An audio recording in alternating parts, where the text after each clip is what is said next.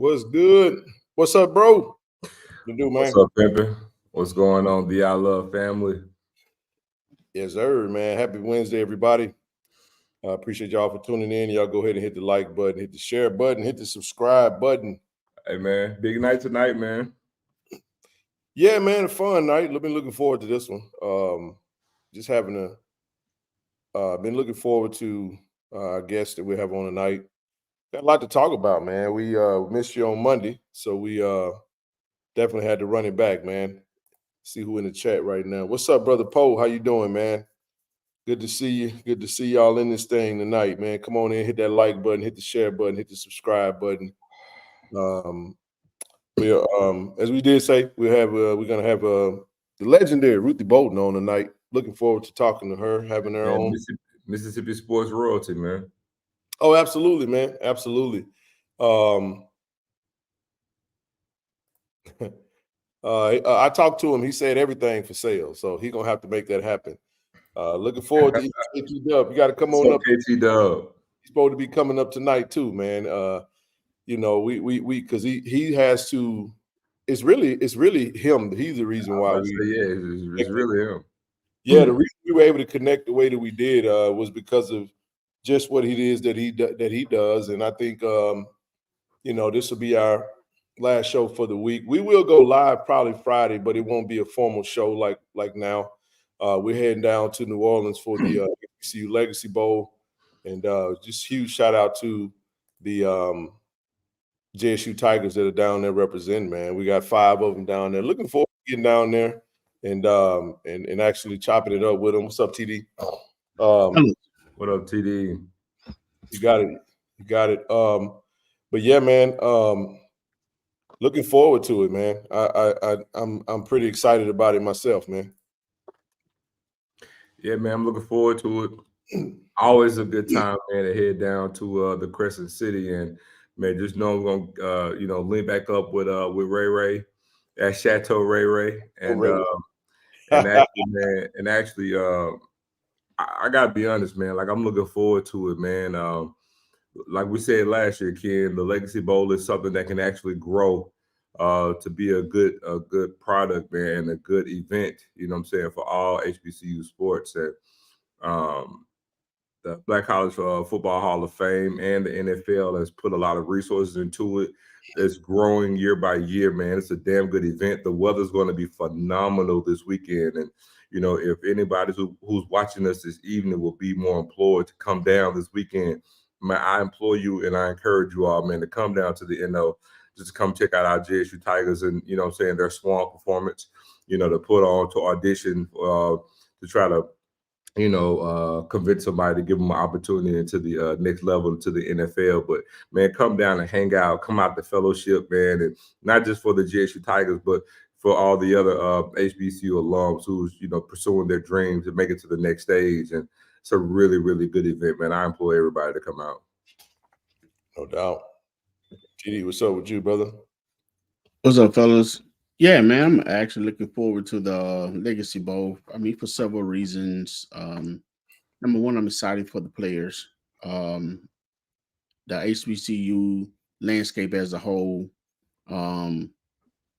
For the players having a chance to get an opportunity to present themselves in front of scouts, rather than being forgotten about. So it lets you know that, hey, you once again, you can make it. You had the opportunity to make it if you have what it takes from anywhere. Yep. So congratulations to that, and that's what I'm most excited about the Legacy Bowl, period. It allowing those players the opportunity to shine on a different stage. And one thing you did say, Zoe, you say it's going bigger every year. I think we mentioned this the 3rd or 4th year. I mean, even now it's getting more buzz, even this year. So again, my biggest thing is the excitement for the players. And I know that we had some players in the combine that did pretty good, but we'll talk about that. But yeah, that's what I'm looking forward to, man. I'm excited for the players. Legacy Bowl continue to grow, man, for that purpose. Hey, no doubt. I want to send a huge shout out to everybody that participated in the initiative. We did accomplish our goal, and we're excited about that. And definitely much appreciation for assisting with the initiative that we needed to do. Lewis Moore, let's go JSU. Love you all. Thank you. Much love back to you as well. Appreciate it. Now, Edward, I got to come back to you now, brother. Come on now. We talking about the NO now. If you can't find a good restaurant to eat in New Orleans, man, you tripping. You tripping, man. So, but yeah, we'll bring our guests up. We're looking to try to get her on around 9:15. We want to be pretty prompt and respectful of her time, and when she joins us, we'll segue to that. But TD, to your point, I want to touch on that real quick because you talked about being excited for the players. Shout out to Gerald, man, Gerald Huggins. We'll see him tomorrow. I hit him up, told him great work. We'll see him in the morning. TD and I will be at practice in the morning at 11 a.m. Team Robinson practice. We're heading out in the morning, looking to make that 11 a.m. along with Austin and the media team. So looking forward to that. Y'all got to forgive me, man. I'm still draining. And I've been trying my best to get right, man. And just as soon as I get to talking, it feels like it's just starting to, it feels like it's like this in my throat. All right. But no, I'm serious, man. Hold on. What's it doing to your throat? No, man. It got that right. It got that going on. Like the little, like it's like the, salsa. Really? Got some salsa going on. Yeah, man. You got something going on. You remember the commercial, like the Mucinex, the little mucus dude, the little green thing, the little ugly green thing. They up in that thing doing the salsa up in my throat, man. And I've been drinking. Don't look. I got all the remedies and all that good stuff. I'll be all right. Yeah, the maracas. But yeah, huge shout out to Gerald, man. Appreciate him and Blue and all of them that's down there doing the work. Can't wait to get down there tomorrow. But he just wanted to touch on the two that he mentioned that's having themselves a time. Had a great combine. Said biggest winners from the 2024 NFL HBCU combine. Jonathan Huggins, safety Jack State. He said with his impressive measurements of 6'1", 211. 211 pounds with the 4.45 40-yard dash and a 38.5-inch vertical. Jonathan Huggins demonstrated exceptional versatility and athleticism. His ability to play as a weak side linebacker and big nickel position projects him as a multi-faceted defensive asset. Huggins' standout performance in the interview phase further solidified his status as a player to watch. Can't wait to sit down and talk to John himself. We're looking to definitely sit down with each player that's out there. That's going to be that's representing Jackson State. So looking forward to that. And then our next slide we'll get into before we move on. And we'll come back to this later on in the show. I talked about Jaheim Hazel. Jaheim measures out 5'10", 188, displayed his athleticism and speed with 4.47 40-yard dash. His performance in agility drills and drills and interviews garnered significant attention, highlighting his potential as a dynamic defensive back. And it just speaks to the room that Coach Quinn, DB coach last season, had a great time with that. So we'll stop there on that. And like I said, we'll get started at the exactly at the 9:15 mark. And it looked like we got our guests ready to come in. We'll give it a quick second. We'll pause for a quick little break, and then when we come back, we'll have our special guest on. The mighty Ruthie Bolton joining us in just a second. Hang tight, everybody. Great day to be a Tiger. JSU by 40 campaign. Coach Taylor, I was just thinking, I was sitting in my office and we were talking about Jackson State athletics, the tradition of Jackson State. You played here. What if 50,000 alums gave $40 a month for 12 months? Man, that would be huge. That's money in the bank for athletic program. Let's do this, Coach. I'm challenging all 50,000 alumni of Jackson State University, supporters, fans. Let's give $40 a month to JSU by 40 campaign. 12 months, 12 million. September to August, let's win championships in the classroom. Let's support Jackson State University. Let's support athletics. And let's make sure our coaches and our student athletes are successful. So again, Coach Taylor and I are challenging you, all 50,000 alums, $40 a month for 12 months to support Jackson State athletics. Go Tigers. Go Tigers. Support the JSU by 40 campaign. Visit gojsutigers.com/JSU by 40.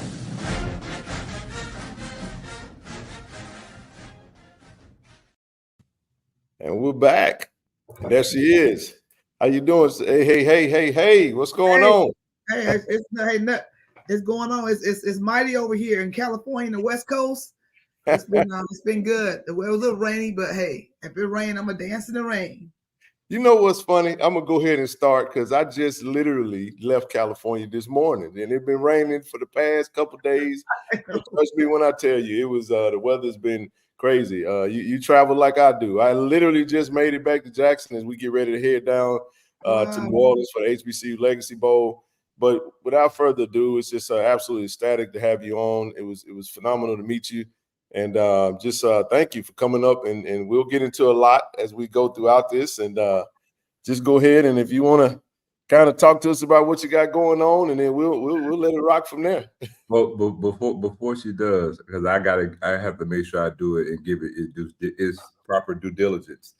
We have Mississippi sports royalty on the screen right now. For those who don't know, 2-time gold medal Olympian from George County, Lucedale, Mississippi. Ruthie Bolton, who I came to know and became familiar with like a lot of things in Mississippi sports history by way of Rick Cleveland, who actually wrote an amazing article on her back when she was going for her first Olympic gold back in 1996, which was the games in Atlanta. And then for it to actually go back in 2000, which I believe was in Australia, if I'm not mistaken. Yes. To go back and win two Olympic gold back to back. And also knowing that at that time she was in the inaugural recruiting draft, I should say, for the WNBA with the Sacramento Monarchs. And I gotta say this because, as you know, whenever any team gets to the finals, to have a 20-point per game score, which he actually averaged 20 points in the finals, I believe, correct me, 97 or 98, one of those years. And did that in the final, led the team in scoring, was a dog, you know what I'm saying? So again, Mississippi royalty, for all those who don't know, Miss Ruthie Bolton, straight from Lucedale, Mississippi. Yeah, hey, well, it's good to be on here. Definitely so good to be amongst awesome people, and thank you for allowing me to come and be on your show. And thank you, Kevin, for connecting the dots. So appreciate you tremendously. Great. We're teammates for life now, so I appreciate it. Appreciate you. But yeah, I'm just I'm a 16 of 20 children. I have 11 sisters and 8 brothers, and I'm glad my mom and dad didn't stop at 15. All I gotta say, I would have been left in the naive. Well, I have a twin brother too, so I think he's 15. I think no 15. He's 17. He's the 17 one. But yeah. Wow. So my dad, I'm a PK kid. My dad was a minister, so I grew up in a Christian home and with a strong, strict foundation, and which prepared me for a lot, which helped me. It was sort of my anchor as I started to pursue my career. So Mississippi, being in McLean, and Lucedale is where I was born, but McLean, which is about 15, 20 miles, that's where I actually grew up. Right. And yeah, so grew up with a lot of siblings, and I have 139 nieces and nephews. So we had like a boot camp, and just within our family. And so anyway, but just my family, my foundation, my faith has been real pinnacle in my career. And a quick story. I feel like it's been. We used to jump fences and climb trees, and I was a major tomboy. I'm like, I look more like a boy than my twin brother did. Major. Like I hated going inside. I didn't like cooking. I didn't like cleaning. I wanted to stay outside and play with the boys. And I remember I used to jump fences. And this one particular day, this fence that I had jumped many times, I just couldn't jump it. It seemed like it got higher. And I kept trying. But every time I would run up to that fence, it would get taller and taller, it seemed like. So I can remember just like, oh my goodness. And all of a sudden the street light came on and I had to go inside, and I felt like I got to jump this fence. So the next morning, before anybody woke up, just me, I go outside. I said, I know I can do it. And I remember closing my eyes and saying, you got to do it. There's no plan B. You got to do it. And I remember running. And I put everything I had into it and leaped over the fence. And I didn't quite land on my feet, but I landed and I celebrated that moment. It was so important to me. And I think about that and I talk about that because I was about 14 years old. Mm-hmm. That's what saying when you know your why, you know your way. When you lose your why, you lose your way. And the only thing I know is that I was determined to get over that fence. I didn't know what the future beyond just me getting over that fence. But I believe that's the day, because it wasn't peer pressure. I didn't have to do it, but it was something inside of me. And I believe that's the day I start becoming who I eventually became. That's the day I start becoming Olympian, a world champion, because that little simple little task that I was so determined. They were saying, don't put all your eggs in one basket, but if you only got one basket, I had one basket, that's all. I'm putting every egg I had. So it was a foundation. And that's what really gave me this mental toughness to get on the other side of any situations that I will ever go through. That's outstanding. Is that me or y'all?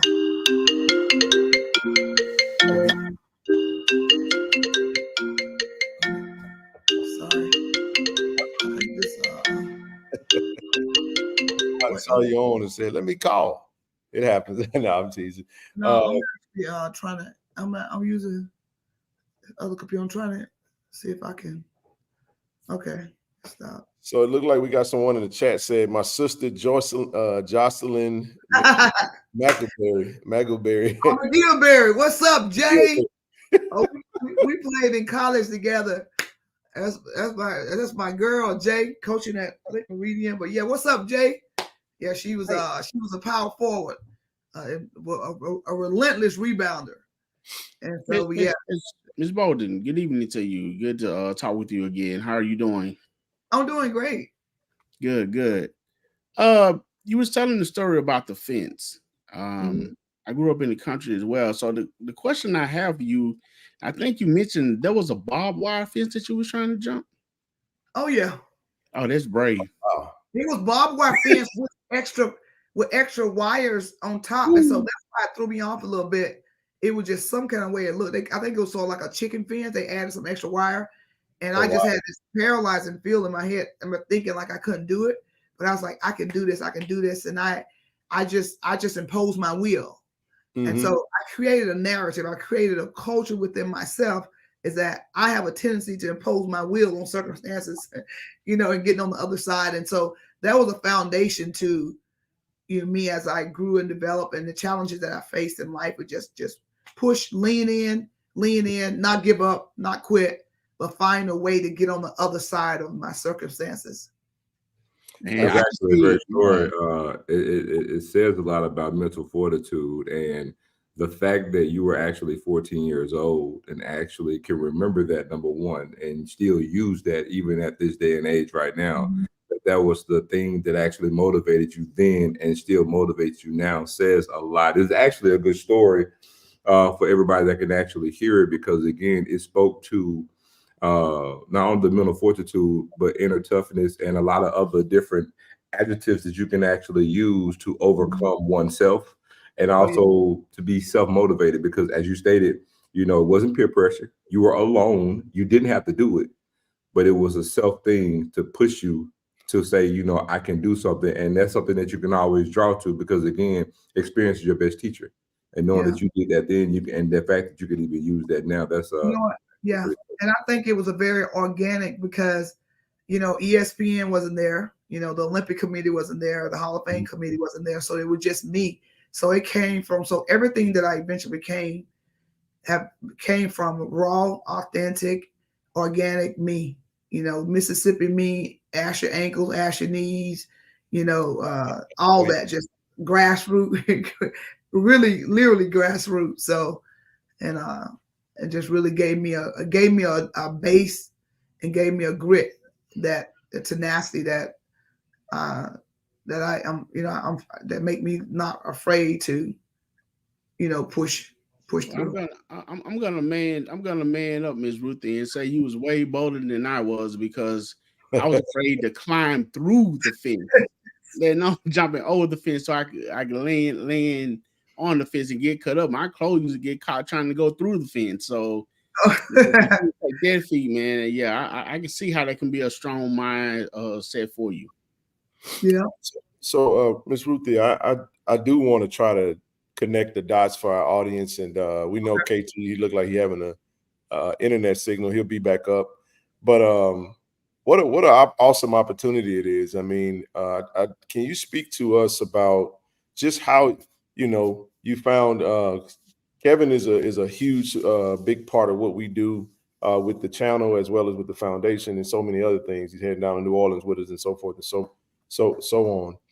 Talk about that evening that you guys actually met, and then just kind of connect the dots for us and how we got here, because I know this JSU Live Sports Chat, and we're gonna get it. Don't worry, everybody, because we definitely want to get our thoughts and opinion on Coach Tamika Reed and them Lady Tigers, and she was out at the game with us on Saturday. It was a pleasure, and shout out to everybody that came up. But let's go back and then rewind and add a little bit more context to how we got here.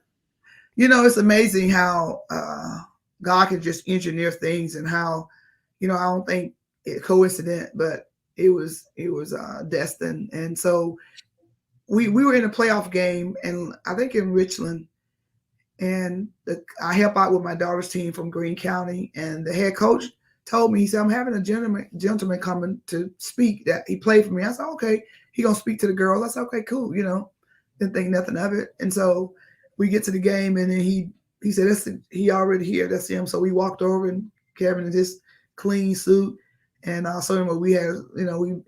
Coach introduced us, and so he shared with the girls, and I was so intrigued with his message and his message of really transparency and honesty, and I was just like, man, that guy got an awesome message. And while he was speaking, I was just thinking of ways. I was thinking collaboration while he was even speaking. So that's how we met, and we just right away just started having conversation and dialogue about how we can come together and really impact the world, because his story of challenges he's gone through and where it has taken him, and then I had my challenges, but just the fact that the key is that service above self, that we both recognize now that what we did is and what we have accomplished is bigger than us, and that's a bigger calling. And I know without a doubt, and I know one of my favorite verses in the Bible is Luke 12:48, which says, and to whom much is given, much is required.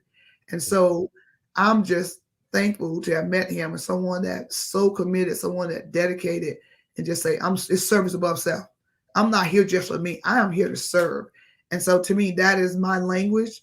And that's my, I actually was blessed to receive my honorary doctorate degree in humanitarian.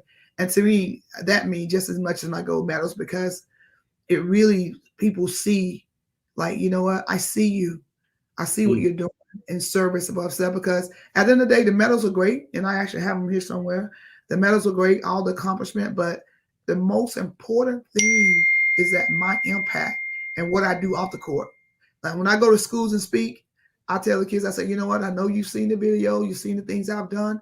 I said, but if you think about me tomorrow, you think about me next week, if all you can remember is that I played basketball, I said, guess what? I'll fail you, because this is not just a basketball story. Yes, I've accomplished some things, they're fruits of my labor, but the purpose is so much bigger than even the Olympics. The purpose is bigger than me. And that's the impact that I want to leave when I go to schools and speak. And we've Kevin is back. KT Dub. The glue that makes it all come together. The glue. All right. Big glue, man. Appreciate you for hey, so I'll say this, and before he speak, he like to stay in the background. I know when we be in person, he a lot more, his personality comes out, but he's not really one to jump on the screen, but he does a lot to really make the thing that we try to do rock and roll. And then I'm ecstatic to see our matriarch looking all good, popping up on the screen, Miss Rochelle back. She's on the West Coast too, Miss Ruthie, but okay.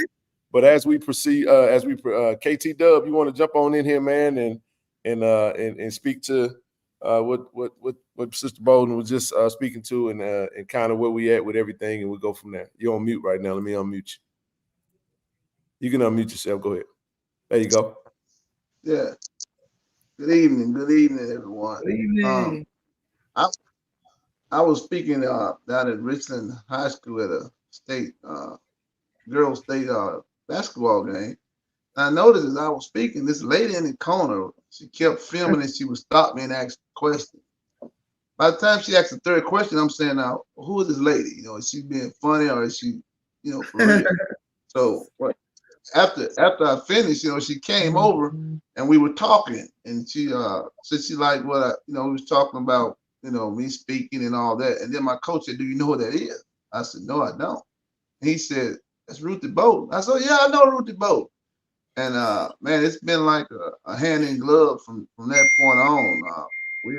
We have some ideas that we're working on, some things we're gonna put together. We've got to solidify some dates for a event in Gulfport, but we want to get with people in Jackson metro area and put on a camp for the youth in the neighborhoods and speak to them and do some mentoring with them as well.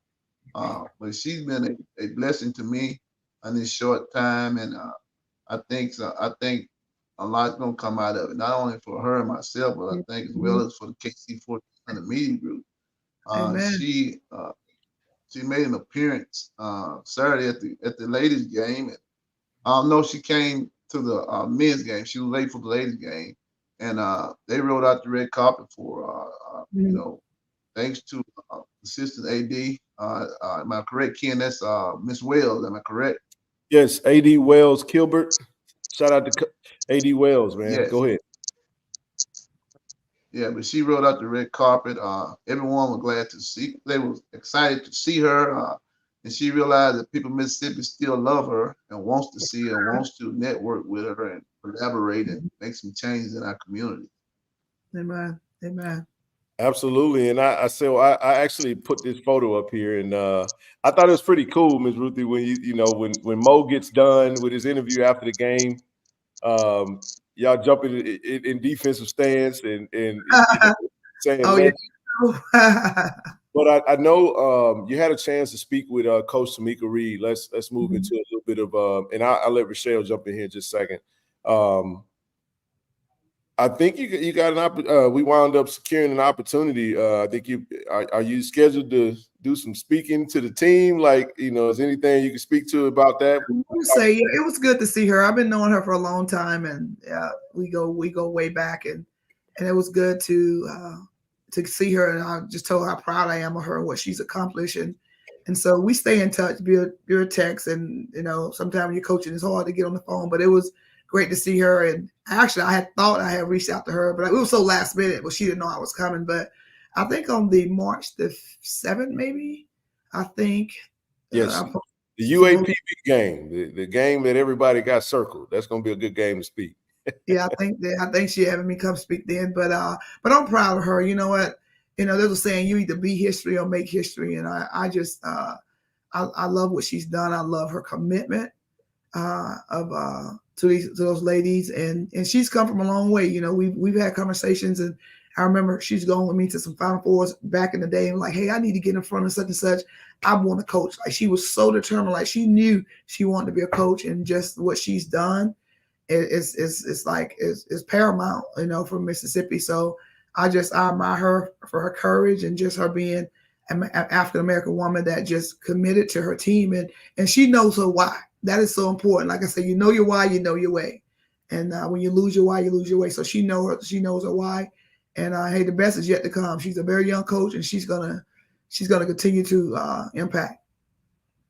Absolutely. Miss Rochelle, I won't move any further. Thank you for you're looking good. I'm happy you healed up and all back. Go ahead and jump in there. Would I go off? I can't sit too long because of the stitches. But Miss Bolton, I think I met you in 2018 at the Exceptional Women of Color Award in Sacramento, California. Yeah. I remember that. We took a picture together. Unfortunately, I didn't know about technology, so I couldn't bring up the picture. But when they had you, I was like, I met her in SAC, and you were selling your book. Yes, ma'am. Yep. Yes. And I was like, we took pictures, and I was like, and you was from Mississippi, so I was all excited. So that's when Ken said he was bringing her on, I said, yep, that was her. Me and you were on the same platform.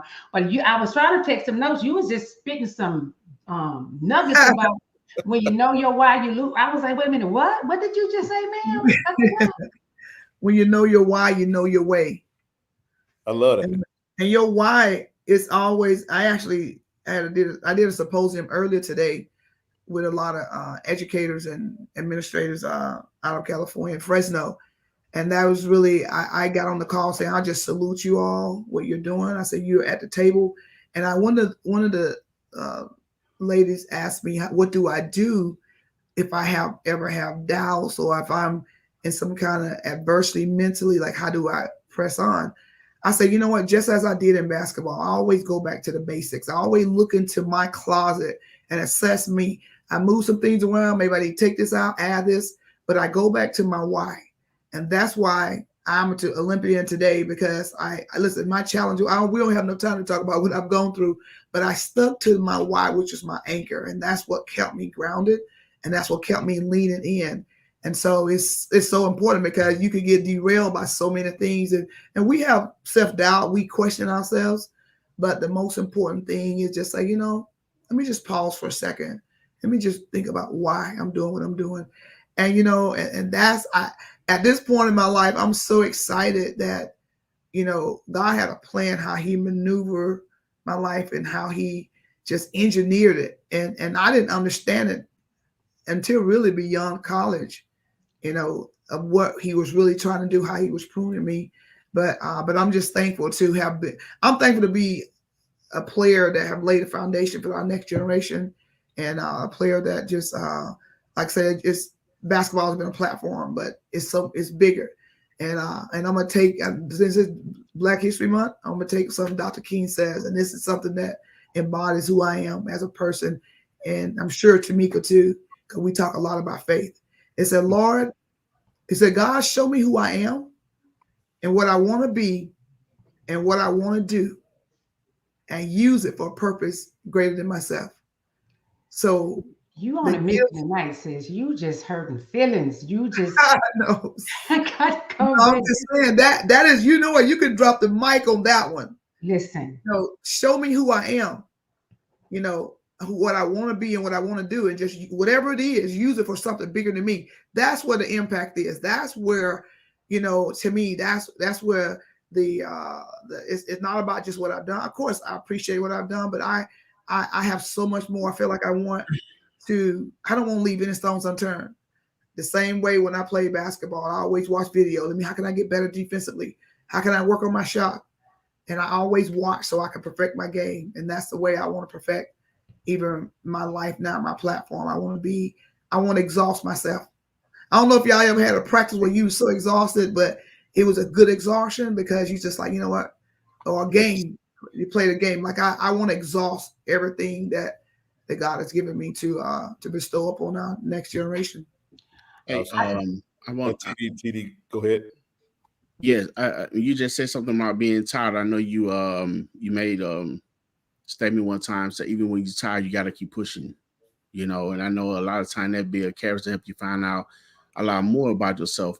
Mm-hmm. But even with there are so many things upon studying you that I've learned that will be so helpful to young ladies everywhere.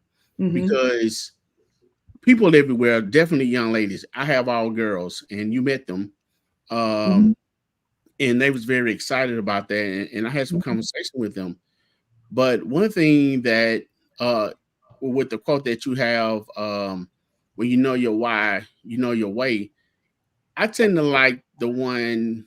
I love that one, but the one which you say, to the world, you may be one person. Yep. But to one person, you may be the world. Mm-hmm. You know what I'm saying? And now that resonated with me more, because I've always say, be intentional and be careful about what you do, because you never know who's watching. That's right. You never know who life you impacting. You never know what the words that you're saying. It could be someone standing right next to you, who's taking it all in, And one of the things that crossed my mind real quick in the Kings of Comedy, when Steve Harvey say he didn't like going to church. He had to go to church too much until he ran up that one lady. He found out they cursed.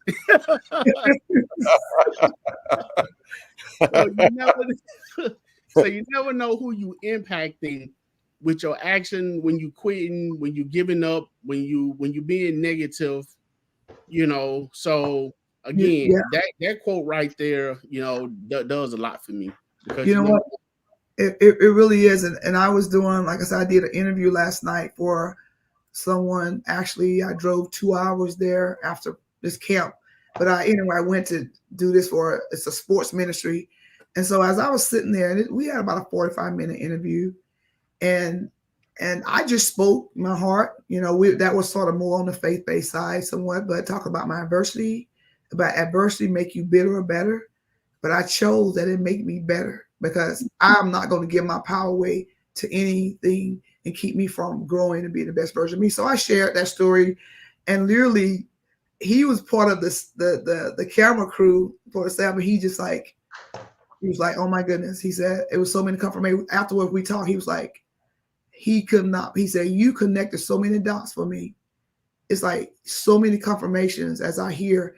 He said, all the challenges you went through, all the rejection and disappointment. And he said, the significant thing, there's no bitterness. Like, you just like, hey, you know what? I said, because I refuse to, I'm not going to let you take my joy, anything. So I said, I know what's mine is mine. What God has given, whatever he got for me out there is mine. And so I don't let people be my battle. And it took some while to grow into that, but I've grown and I'm just mature in my emotions and things like that. And so, and he half my age young. And so he said, man, I needed that. So anyway, I just thought that happened last night. And that's what it's about. You know, it's about just being that. I want to be, you know, I'm just who I am in front of one person from 1,000, you know, and my teammates know me. I'm Mississippi girl, country, raw, who I am. I don't try to be anybody but myself. And I told those kids at that camp, I said, you be the best version of you. I don't even want you being like me. You be the best version of you. That's the most important thing. There's nobody in the world like you. You be the best. I asked the girl, her name was Bella. You be the best, Bella. Oh my goodness. I'm sorry. I'm at someone else's office. Maybe it is. Okay. All right. Sorry about that. No worries. No worries at all. Can I ask you a question, Kim? Yes, ma'am. Miss Ruthie, are you still in the Bay Area?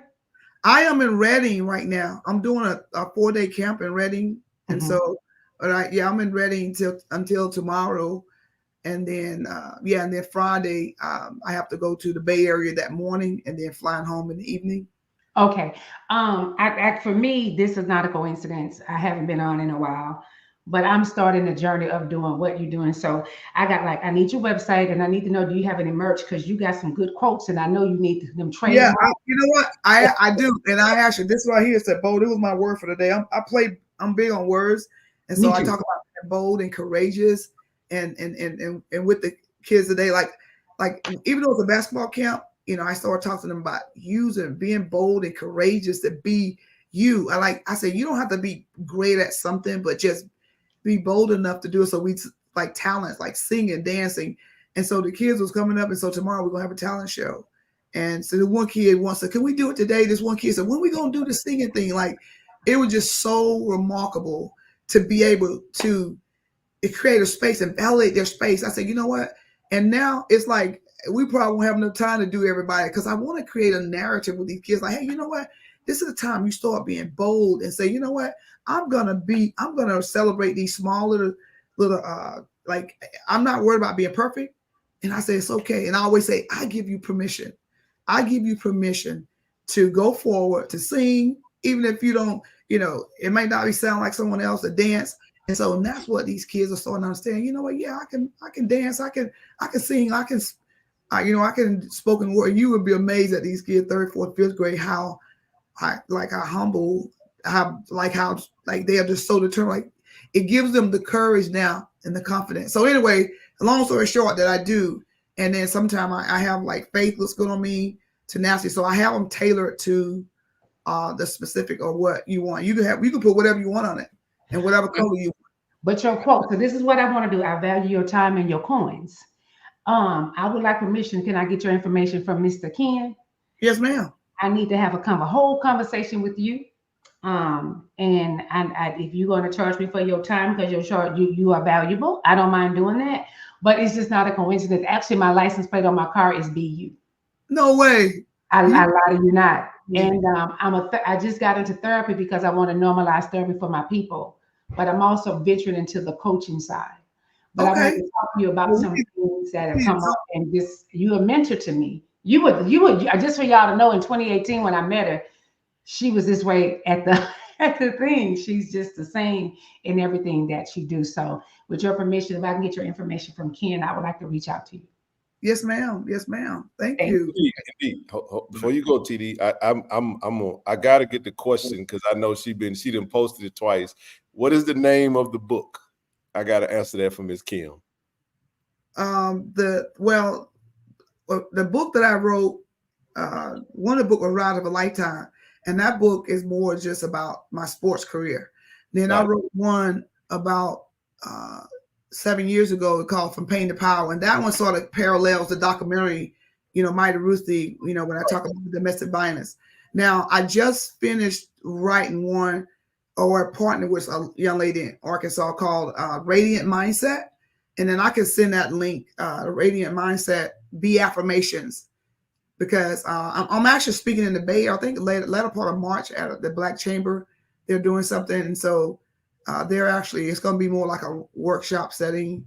And so, Be Affirmations and a Radiant Mindset. So that one, we just finished it. Maybe we haven't done an official launch, but it's actually on Amazon. But I actually prefer, when I'm doing a bigger group, I actually prefer to get the books, and actually sign them. And Amazon is just another outlet, but I prefer to do them from my website and do them personally because I like writing messages in my book, and because you never know, you may pick up that book, a week, a month, a year later, and there may be something in there that's something that I said to empower you. TD, you think he was gonna go? Yes, I was gonna. I'm not trying to be too technical. I hope I'm not. Is Ruthie, but when you speak with kids and you tell them to be bold and courageous, I'm sure because you just spoke on them, you guiding them down a certain path to be bold and courageous in, because we have a lot of kids being bold and courageous about the wrong stuff. Oh yeah. Be bold. So, we don't want you to be bold and courageous and walk in the store and courageously just do something, steal something or something like that. So sometimes you have to, be directional, Oh yeah. Saying. And I use an example too. I said, being bold, being mighty, and not just being you, being the best you. Being bold, being mighty, and the best you is not, I even today, when it was real competitive early, and there was some kids that was playing a little overly aggressive, trying to hurt. I said, listen, you're not being the best you when you bullying someone, when you're intentionally calling someone names. And I said, I have zero tolerance for it. I said, we've had a great camp so far, but sometimes when competition set up, you start getting a little bit, edgy and upset. I said, I was very competitive. I said, but I kept great sportsmanship. I said, so you be the best you when someone may want to fight and you walk away. So I definitely be intentional and more direct with the, with the students so they'll understand what that looks like. Yes, sir. I have one thing I did when, I was just kind of looking through, your playing career, and I think we pick it up in your post career because it seems like that's really where your playing career has given you just a lifetime of a lifetime platform to be able to follow your why. You know what I mean? To really quest after your why. I want to, and I'm like TD, I'm a girl dad. So I love everything about what you got going on, the message. And then, this is kind of surreal because we're in the lane that I've always kind of wanted to be in. We talking about health and wellness, mental health, and all these other arenas, right? The question I have for you, not necessarily a question, Ruthie's place.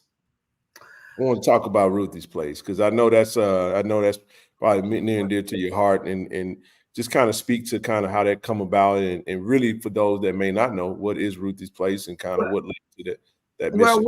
What it started out as something, and actually we are revamping. It has to be. It's going in a different direction, and it's sort of a long story. But it started out as domestic violence. You know, when I started speaking on domestic violence in this organization locally, the Community for Peace approached me about collaborating with me and doing some things, and then creating a space for women and to share and to go. It's a temporary place for them to go, and because people were so shocked when I started talking about, you know, that I experienced domestic violence and for the time length that I did, and it was really a lot of women was coming forth, and really even women, not just, it was women and even in executive positions that was going through, and some confided in me that I wished I had the voice, the courage that you had to, you know, to share. So anyway, so creating this Ruthie Place was sort of a place where the women could come and share and be vulnerable, and we can help them with resources, help them transition to a place where they can take their power back, you know, but live a life of, and part of that from pain to power and taking their power back. Because one of the tricky things when you go through adversity, when someone hurts you and do you wrong, you can hold resentment. And guess what? What it's doing is still eating at you. It's still tearing at you. And that's one of the things, and I'm glad it was designed that way, that you cannot, you know, you got to learn how to forgive. And you know what? I know it's forgive and move forward, because if you keep that in you, it will destroy you. So that's one of the things that I try to do, is say, you know what? I know what you're going through. Let's go through this together. There's a process that you go through, and for you to be really free, yes, for you to be really free, you know, forgive little peace, forgive much, you know, much peace. And so learning how to maneuver through it, and it's, you know, and it's tough. It's a tough thing, and it's different for everybody. But you know, what I talk about in my book is that learn how to forgive. And I didn't realize how, you know, really how unhealed I was until I did the documentary. And matter of fact, we shot it for 6-7 months. When I finally decided to do it, because at first I didn't want to. I said, I don't need anybody feeling sorry for me. I'm not doing it. And ESPN chased me down. They say, you know what, you're going to save so many women's lives. And I know, you know, you may feel like, you know, all the things you're dealing with, you know, emotionally, but you're going to impact women you'll probably never get a chance to meet. And it's something triggered in me when they said that, because I remember, and I think about, you know, service above self, that the Bible said, deny self. And I thought about my whole journey in life. Everything, to whom much is given, much is required. So everything that I've gone through in life, I owe it to those women that don't have a voice. So I need to get out myself, and I need to remember that this calling is bigger than me.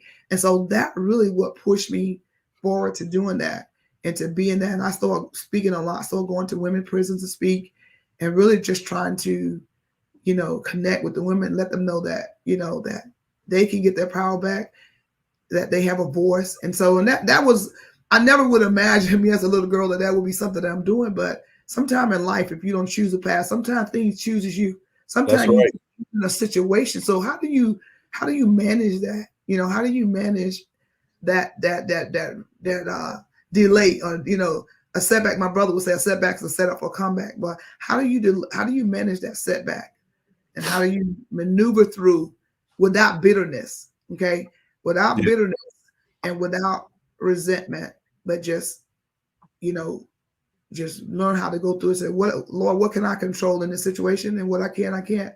So that's the biggest thing about going through hurt and going through pain, is learning how to manage it and say, I am hurt, but then how to still rise above.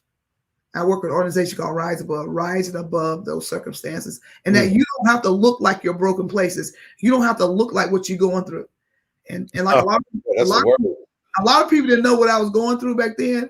And I just say, you know, my faith was my foundation, and that kept me glued and grounded. But it still was a tough place. And I just look back. And so I know now, with everything that's happened in my life, that I know that I'm here for a purpose, for a reason. And so that I don't have doubts about that. So is it safe to say that when you created Ruthie's Place, you essentially created the very thing that you felt that you could have benefited from when you were going through what you were going through? Great Oh question. yeah, and back then it wasn't talked about a lot what I was going through, and I didn't want to talk about because I'm Mighty Ruthie. I can get through this. I can fight. You know what? And the thing about it to me, the more people, my family didn't know about it for a while, but when they finally, because it was my science teacher, well, she was my tutor to all my science classes, and she found out before anybody else did, and I confided in her.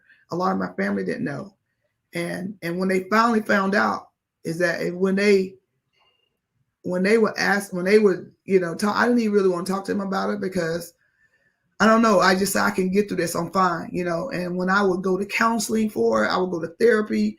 I would sneak and go to therapy, and paying $150 an hour. And so I would go, and he would tell me, "You got to get a getaway bag. You really got to, you got to leave, or you got to, separate." And I said, I'm not paying you that kind of money to tell me to leave him. I'm paying you to tell me how to fix him, So anyway, but going through that, I think about all the different things I went through and how it would just prepare me for a moment, prepare me for time like these. And I'm thankful. Like I'm so thankful that God molded me and shaping me like He is. And the best is yet to come. There's more. There's more out there. He's enlarging my territory every day. And I'm like, hey, send me, I'll go. That's my new theme. Send me, I'll go, because I have accepted the calling. Well, I was about to speak. What I was about to say on that is it's good that you didn't fall into the pity party, the poor me, why me type thing. You fought your way through that, and that's what a lot of people have to learn. Even myself, I work toward that. Situations are gonna come. You wonder why it happened to you, but you have to keep striving and pushing. I think that's one thing that sport teaches you. Even just working out, period, when you're tired, you got to keep pushing, and it prepares you for life. Oh yeah. But just for a brief second, I have a question for Kevin. Kevin, now I know that you like speaking, you like helping people, you like doing things, for the community, and it's a prime opportunity for you to shine your light the way that you like to. What are you expecting with the combination of you and Ms. Ruthie getting together? What are you looking to change? How are you looking to go by? And what about the ears that's not listening? How do you plan to get the ears to listen to what what's going on? With the motivation that you and Ms. Ruthie is starting to gain steam on. Well, first thing, to get people engaged, y'all have to meet them where they at. That's the first thing. Sometimes we talk over people and sometimes we talk beneath them. We got to meet them where they at. And the main thing, teaming with Mighty Ruthie, I think it's going to be a powerful thing. We can cover a lot of things. We can take it from a male perspective as well as a female perspective. She has experience, and for those that don't know, I'm a recovering alcoholic and drug addict. I've been sober for 27 years, and I was an alcoholic and drug therapist for 13 years. So I wasn't raised to drink or smoke. You couldn't do that at my house. You went to church. You said yes sir, no sir, yes ma'am, no ma'am. You didn't miss school. When the lights come on, you had to be in the house. So people got this stigma. Oh, you went through all this trauma and now you went to drug and alcohol. That's not true. That's not what happened with me. My father had 2 doctorate degrees. So, but I am a recovering alcoholic addict, and I speak about it a lot. I've been through things and seen things most people only see on TV. Speaking of Ruthie, Ruthie been blessed. A lot of times we hear in church, people begin to talk about their cup runneth over. If your cup runs over, my friend, there's a problem. That means you're not using what God is putting in your cup. God puts it in your cup to use it, but to take it away. If your cup runneth over, you are not doing what God wants you to do. Ruthie's cup is always empty because she's always giving back. She's always giving out, so God can always put something in it. And whatever God give you, whether it's peace, whether it's happiness, whether it's joy, you can't keep it if you don't give it away. So that's why it's a joy to be with Ruthie. And we got a lot we're gonna work on. We got to work on the curriculum, and We'll be coming to a town near you very soon. Ruthie, Mighty Ruthie, KT. Well, I wanted to add to that too when she mentioned that earlier, and you used the analogy of your cup runneth over. But when she mentioned about the things that she's doing and what she's going through, a lot of time when you get to the end, people always talk about your dash, right? And the one thing about, I think all of us, when you use your dash, the one thing we always talk about, say, God wants to say good job, or well done, right? But the one thing to add to what KT Dub said is when you check up out of here, you want to leave empty. You want to leave empty. Because leaving empty resonates to, I gave all that I have to give. I didn't retain anything. God blessed me, but all the blessings that he bestowed upon me, I used, my gifts, to bless other people. And so you live, you leave here, you leave out of here, you leave empty. And so I was going to say that to add to what KT Dub said, because again, I agree. When you say, your cup runneth over, yeah, you're just receiving, you're not giving. You're taking in all the gifts and all the blessings and all the benefits, but you're not utilizing and giving out and giving away and blessing other people. So I just want to say something about that, because we got to be careful. And let me tell you why. I can't, no, my cup runneth over, but the top of my cup is going to be full for Rochelle. Because if I pour out everything to y'all, I have absolutely nothing for me. And that means I'm not going to be able to pour, because when I mean by that, you have to be careful. I got what we were talking about giving away, but you can also give all of yourself away that you are depleted because no one is pouring back into you. So we have to, that's a fine line of what we're saying. And I agree with some of that, but at the same time, right here, this is my cup. The top of this is going to be full. All the overflow I'm giving away. I've learned that I have burnt myself out and almost killed myself, giving out me, and I'm empty and I'm tired and I'm burnt out and I have absolutely nothing for me because no one is filling me back up. So I'm a mentor. And I do speak to young people. And Miss Ruth, I already see in October, I have a YouTube live that I can see you on and talking, because this is the thing I love about you, Miss Ruth, what you said about when much is given, much is required, is that some of this, I used to be 500 pounds, Miss Ruth. I'm divorced. I was also in a domestic violence, not as that I got out of it, but I said this to Ken.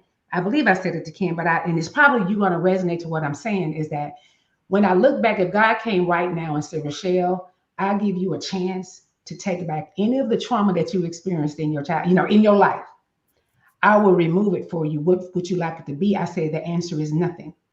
Because if you took any of that, like all the stuff you even experienced, it made you the beautiful woman that you are right now. So sometimes I say, God, I thank you for trusting me, because you knew we could handle this, because we knew the problem. But what we're doing now is that God just don't do miracles. He worked through us. And so a lot of times what we have to see is that right when you thought you wasn't going to help anybody, I'm visualizing ESPN, baby, you had women going, she too? Oh my God. Her too? Oh my God. I'm not the only one. Oh my God. I can talk about this. When you share your story, you are helping so many people who did not have that voice hit it on point. So all the stuff that you've been through, and it's so beautiful because you've healed from it, but it has definitely composed you to be the dynamic, bold Miss Ruthie, Mighty Ruthie as you are, because everybody can see she was an Olympic player. She was this, but before she was all of that, she was a regular woman. And she experienced what I experienced. And so you are giving so many women, so many people a voice that did not realize they, like tonight, trust me when I tell you, it's some women on that's going to relate to what you said. Yes, indeed. That their voice was silent. Oh, yeah. And the ones that's going to come on later, they're going to be like, wait a minute. She talking about it. So your life is definitely a mirror, because you have forgiven and you can see the peace on your face. And when you know you've healed is when you can talk about it and there's no pain attached to it. The memory don't go away, right, for us, but the experiences behind it, that's when you say you've healed and you've forgiven. So trust me, when you was talking about domestic violence, it's a woman on here that you just helped. I promise you have. Can I add one thing, and I want you to go take back over, Ms. Ruthie. KT Dub, as well as Rochelle, I just want to make sure I add a little perspective Zoe say this all the time.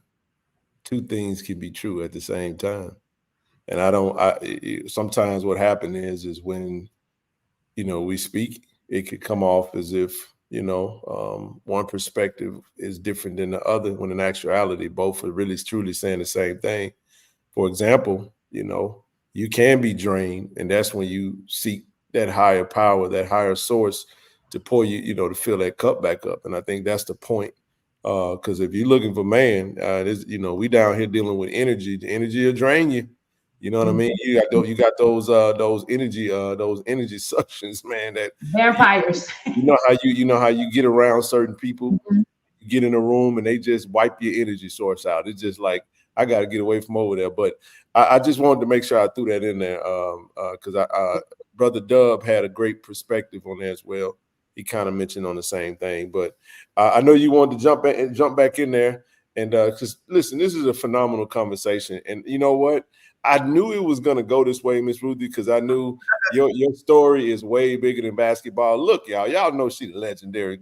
Y'all know she the legendary hooper from Sacramento Monarchs, 2-time gold, and we can get into any of that. But I just thought like what you're doing now is just so powerful. It's so amazing. It's so legendary. You know what I mean? And I also felt like, how dope is it for a group of Mississippians to all get on the table, sit down and have a real conversation, because Mississippi is one of them states where we kind of get wrote off. You're dealing with a lot of resilient people who have dealt with a lot of stuff and still dealing with it all the time.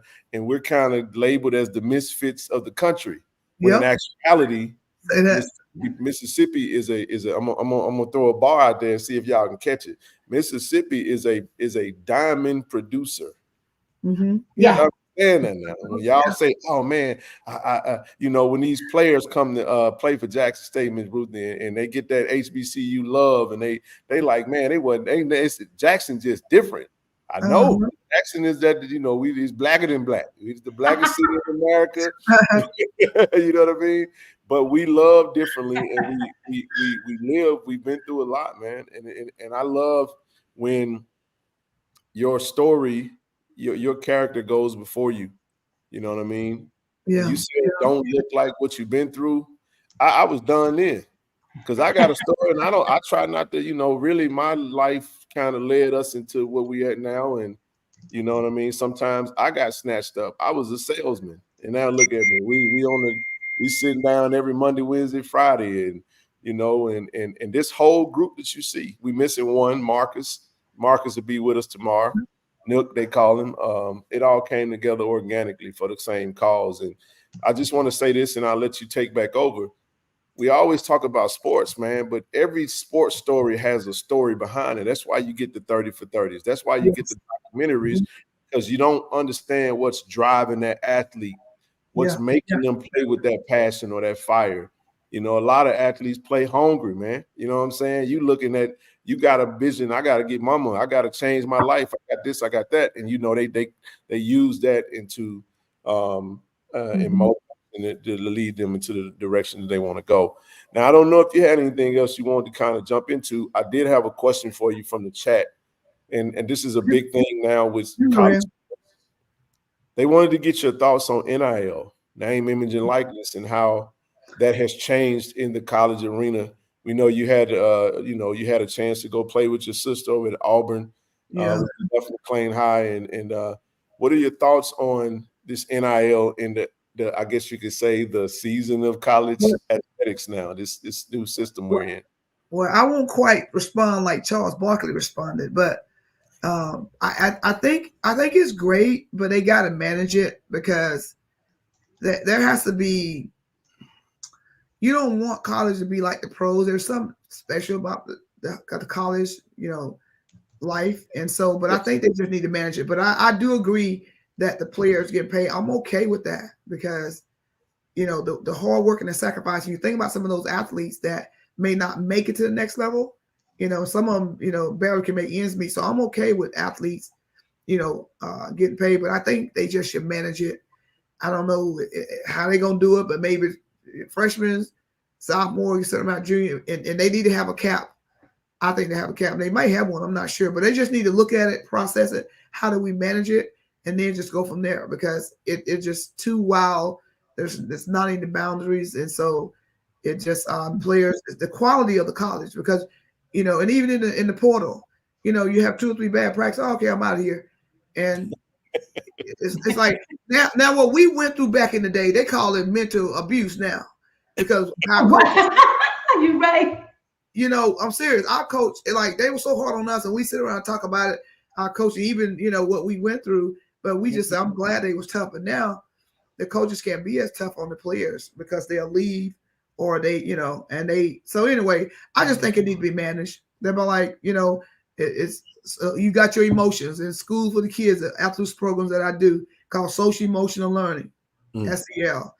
We're gonna have emotions. How do you manage it? Anger. How do you manage your anger? It's there. It's going to exist. But how do you manage it? That's the key. So I think managing it, it's going to be fine. And they'll figure something out. Yeah. Hey, Ms. Ruthie, speaking on what you were just saying about, you know, players leaving because coaches may get on them or something.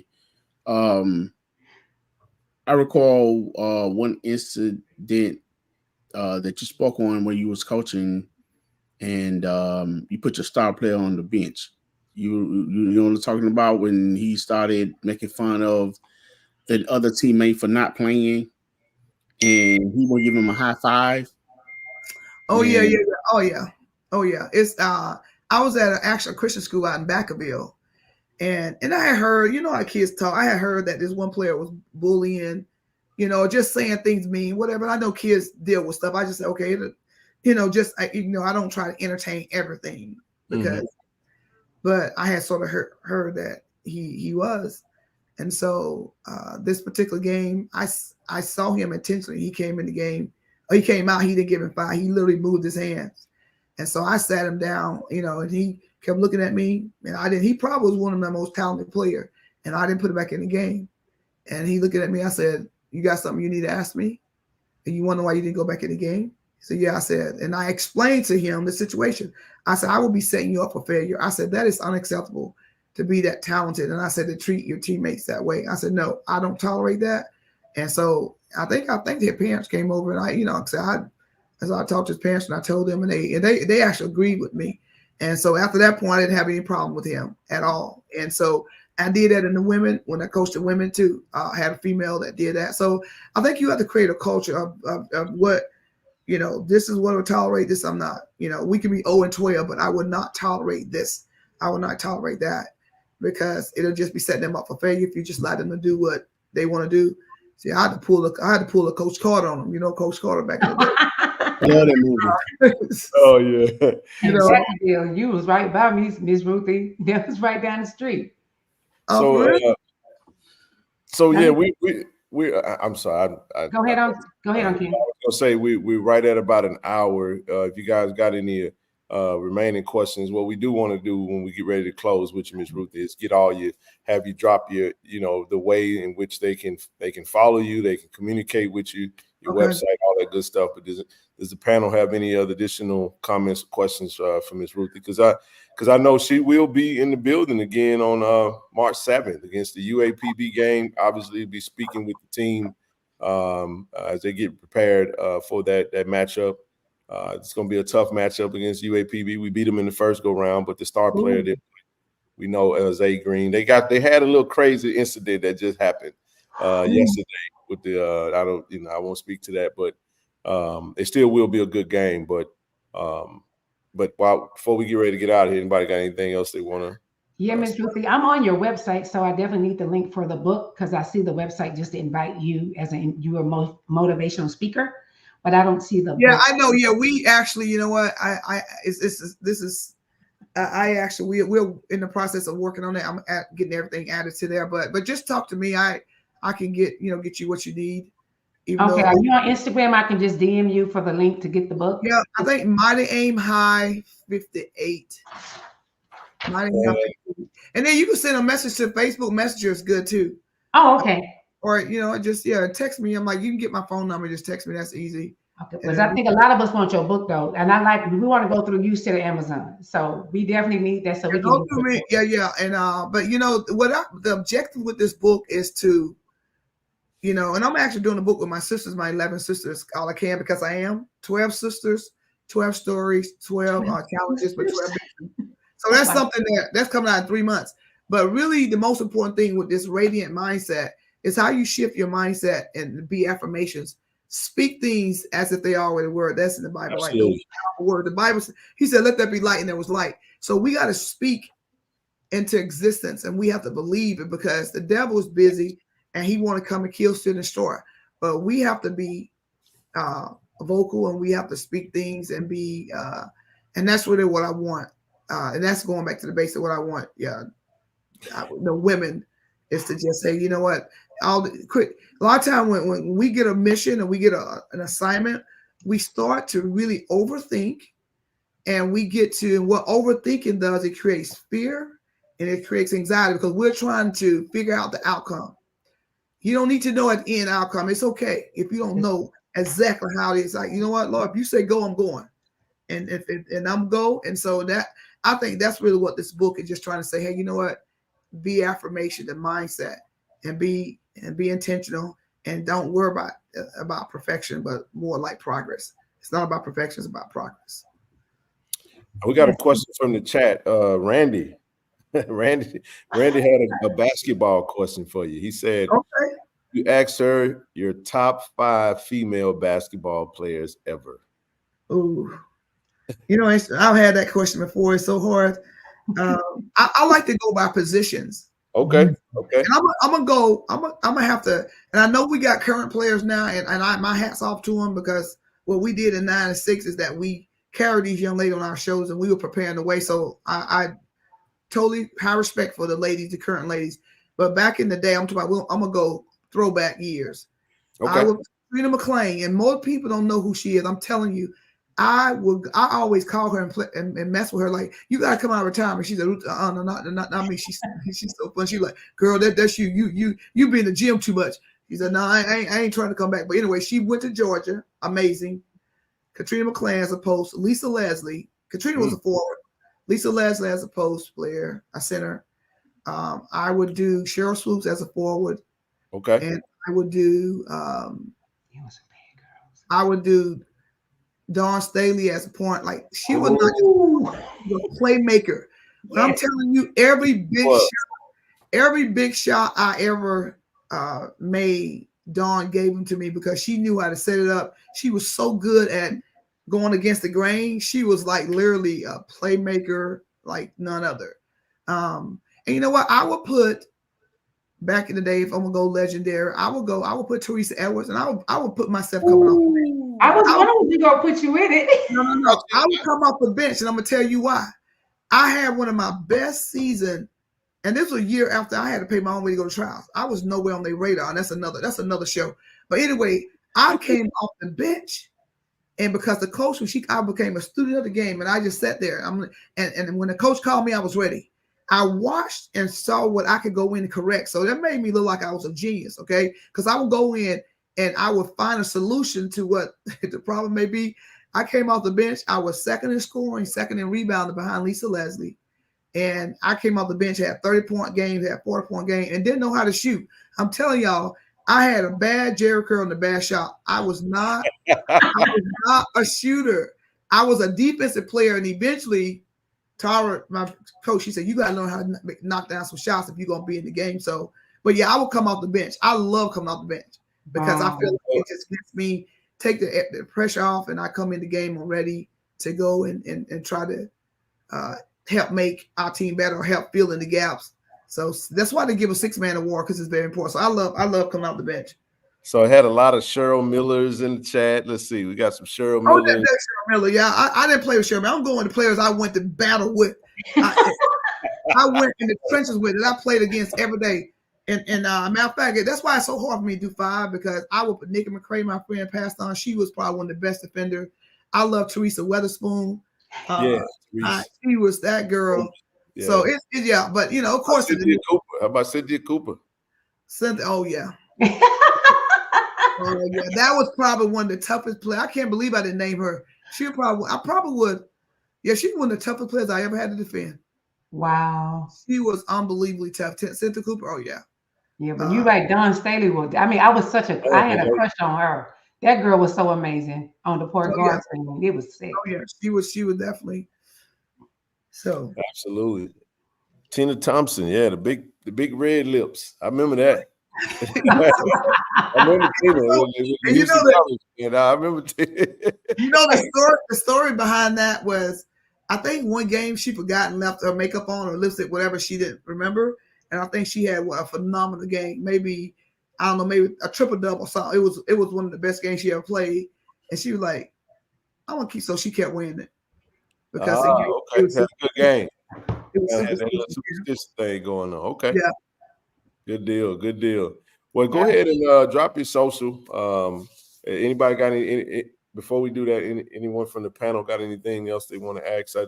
I was going to thank her. I was kind of like a little kid, when little kids sit at Big Mama's feet, just look up and just get all this nuggets and wisdom that she got. I was like, yeah, you got a story, Miss Ruthie, that's insane. And what I love about the most of you, they invite you for basketball, but then you give them life. Hey, girl, you need to say that again. I'm serious. Your basketball is your entry, but they have the slightest idea what they're about to get. That's amazing. Yeah, it's like God. He had a plan, and in my book, The Ride of a Lifetime, I talk about how I turned no to yes, and but I just think about those powerful words that my father told me about 30 years ago when I was afraid, when I didn't want to get on that bus because I felt like it was like a self-sabotage. And he said, get on that bus. He said, you got this. He said, you're built for this. And so that, and this is what he said too. I'm gonna say this. And when I was in a car accident my senior year in high school, and we got hit by an 18-wheeler. We were headed to church, and I was a daddy's girl. So anytime my dad got ready to go, I was jumping in the car with him. And my mom said, no, you can't go. Your hair look a mess. Dad said, don't worry about her hair. She's fine, And so I remember getting in the back seat and headed to church. And I remember my father was trying to make a left. And I remember seeing this 18-wheeler come. And I was like, Dad, go. But anyway, the 18-wheeler, it was coming straight at me, but it swerved and hit the back of the car. And the car spun around 2 or 3 times. The door came off. I was thrown out of the car. And they looked for me for about 15 minutes after I stopped. And I remember my dad said that was one of the toughest times in his life because they thought I was gone. And he just said that he had part of his mind, he wished that God has just said, Lord, you could have taken me, my life. I've lived my life, but she was getting ready for college. But anyway, when they found me, I was in a ditch and my head was laying right by a Bible that had flown out the back window of the car.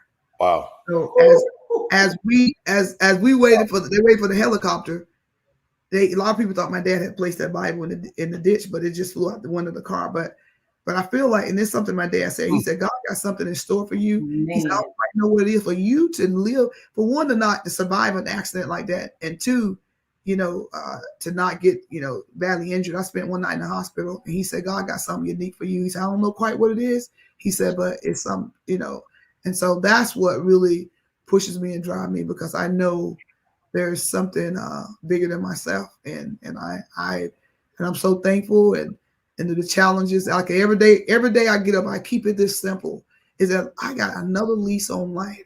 I said, so I got to be accountable for that. I got to be accountable for that time.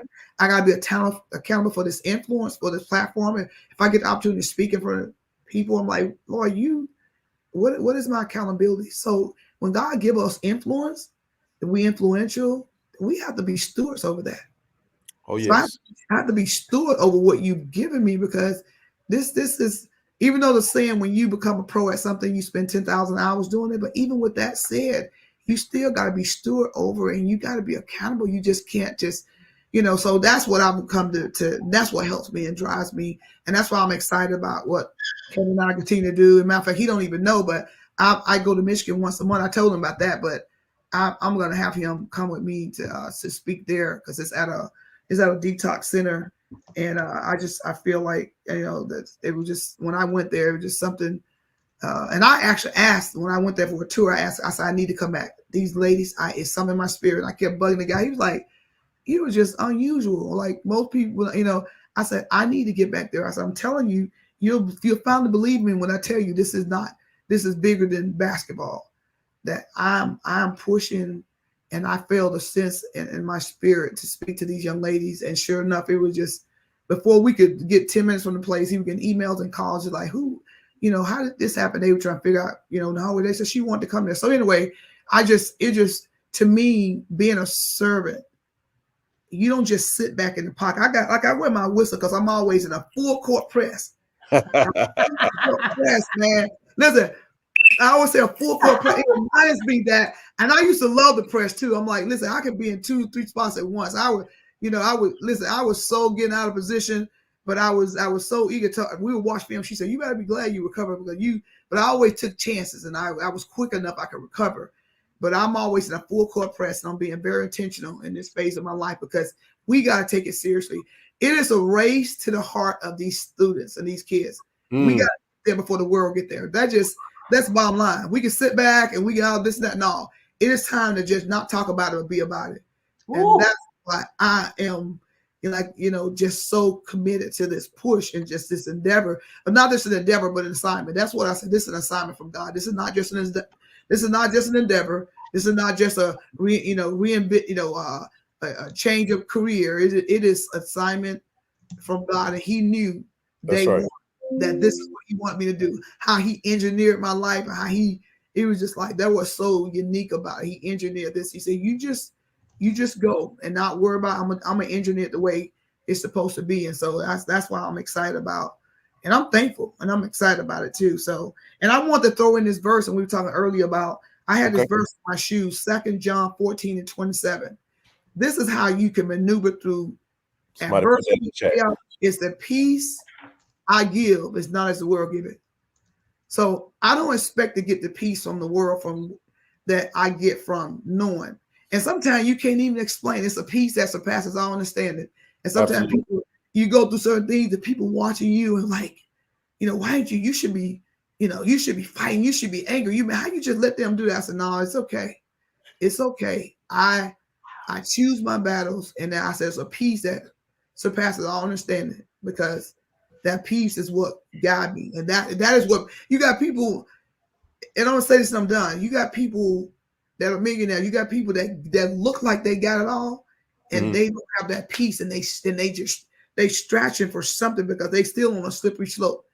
And they don't have that peace. It's like they got all the money in the world. They can burn money, still not ever get rid of it.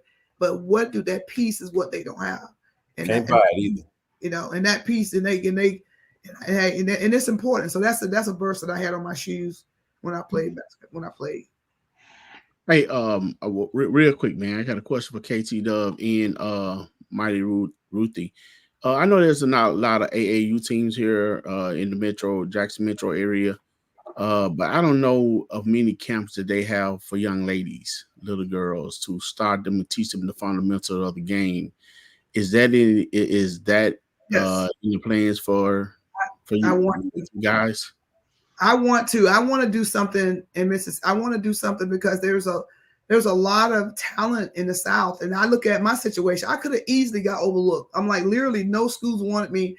And so I don't want girls to fall through the cracks like I almost did. And I was fortunate enough to be proactive, to get on that phone and call. But these days and times, a lot of them won't. So I want to reach back, and I want these girls to have opportunities. So that's what we're trying to get, look at something maybe in Gulfport, Biloxi, or maybe, I really want to create a space for that. And my sister does it in Louisiana, my sister Mary, but I want us to do something in Mississippi that, and we used to do something called Rebuilding Lives Through Sports. So I really want to go back to that and give these young ladies an opportunity to strive for greatness and to be the best version of themselves. You are amazing, ma'am. Ken, I saw your eyes. I know you just fired up. I know you ready to go. This has just been a. I'm not talking about go. I'm like for you and your call. No. I know exactly what you meant. I'm saying this has been a treat. I mean, I love everything about this conversation. It's just a gift that keeps on giving, and I just think we're in the infant. I guess we're in the infant stage of our this newfound relationship and partnership, and just I can't wait to see what's happening. I like this, and we don't let you go because somebody called.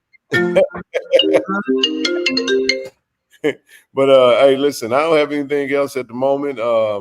You know, we can always bring you back up, Miss Ruthie. Man, it has been just an absolute blessing. I'm so appreciative that you took the time. I'm thankful that you came across our big brother, KT Dub. I can't wait to see what's in it, baby. Because I'm telling you, man, KT Dub has an amazing story that he shares, and he does as well.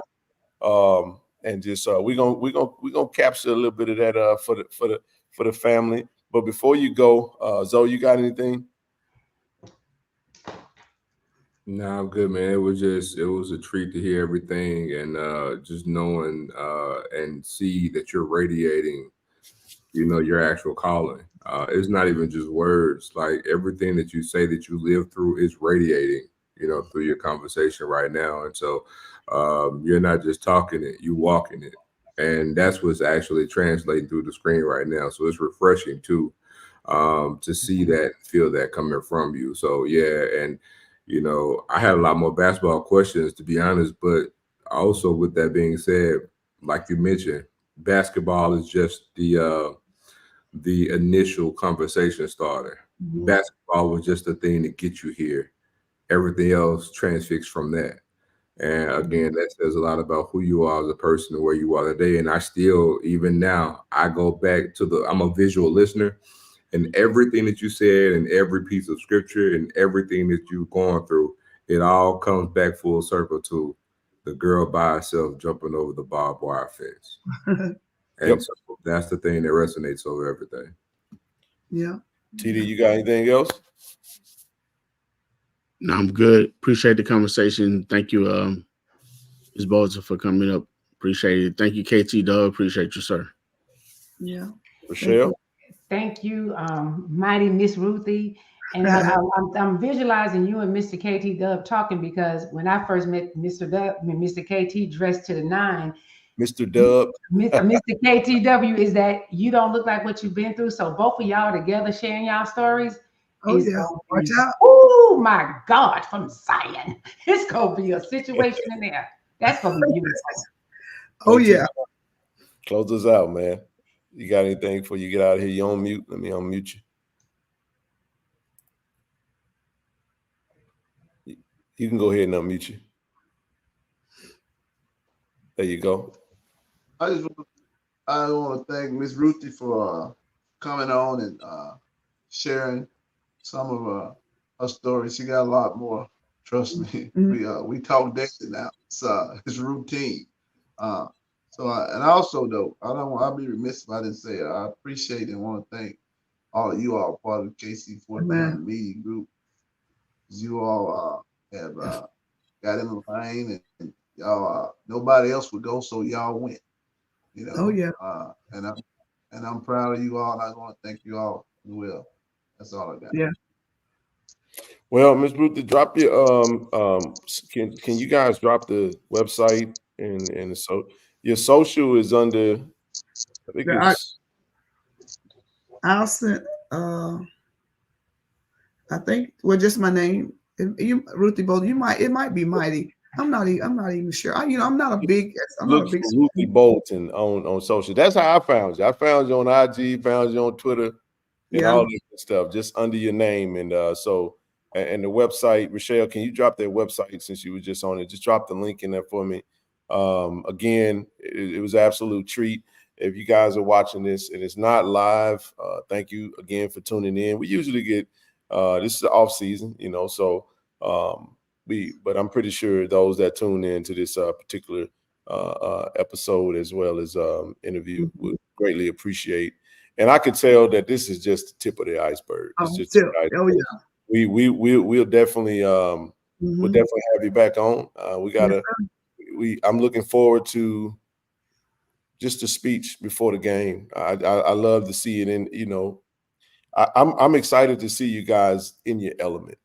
You know what I mean? Just kind of witnessing that because, you know, we all got a story to tell, and it's just an amazing opportunity to be able to make that happen.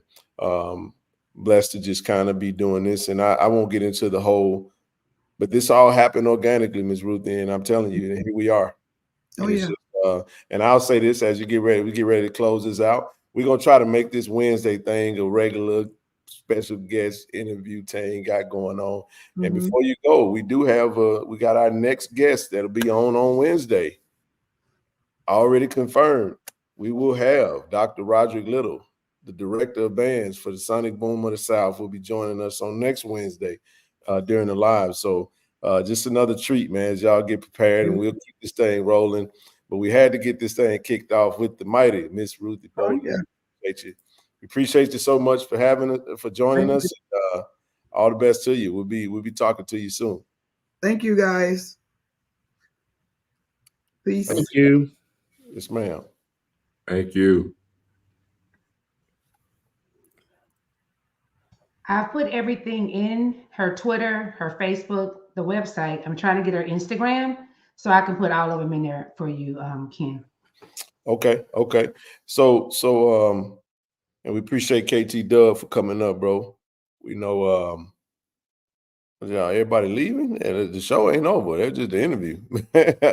But if it is, I'll go ahead and I got a few other. We'll go to the 2-hour mark. We got some other specific stuff we do want to touch on, man. Just go ahead and if you'd like to donate to our foundation, Friends of KC-1400 Inc., go to Givelify and leave a donation. Website, we do have merch available on the website.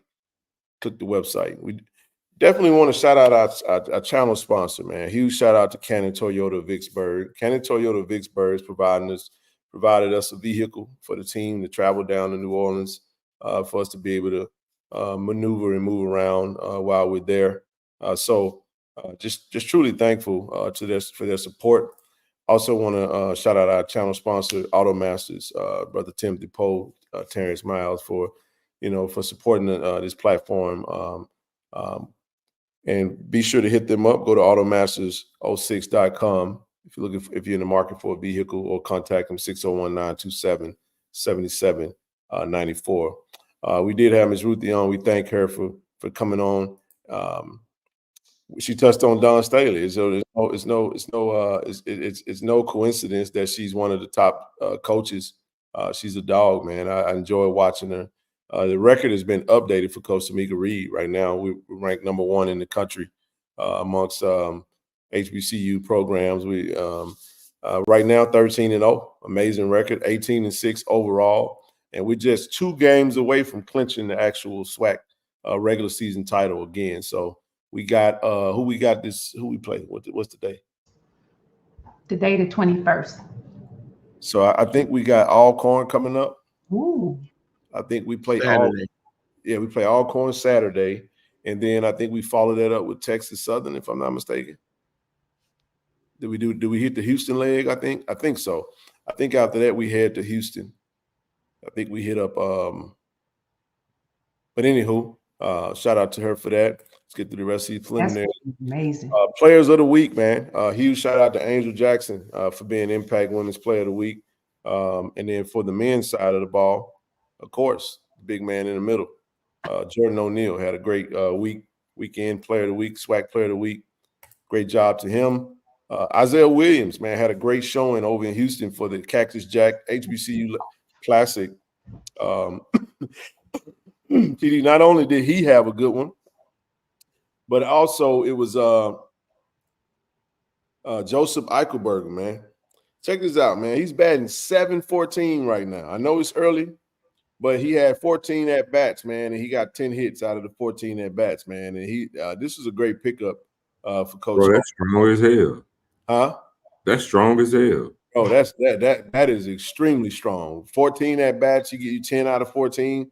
I mean, that's pretty awesome, man. So we went 2-1 in the tournament. We lost the first game. We wound up beating Alcorn 11-5 or 11-6, whatever the score was, and then we beat Grambling 7-6, I think, or 6-5, whichever one it was. I know we won by one. Look, just so y'all can kind of give that some context, baseball is a game of failure. Do you understand a great hitter is averaging about 30%? Yep. That's a great hitter is about 30%. When you talk about a 300 batter, and this guy is batting over 700, that's over 70%. And Wow. yeah, it's early, but even still, so many other guys aren't even getting that number. So the fact that he's at 70%, man, that's insane. That's what somebody just wrote in. He said that's insane. What you just Hey, look at Brylan West. This dude had 16 at bats with 13 hits. That's crazy. He's number one, 812. That's That crazy. boy. Now I don't know about from a slugging standpoint. I'm not sure. I think we had a game today versus Tougaloo. I'm not sure who all had a chance to get out there. We'll get the update on that. But a huge shout out to him for that.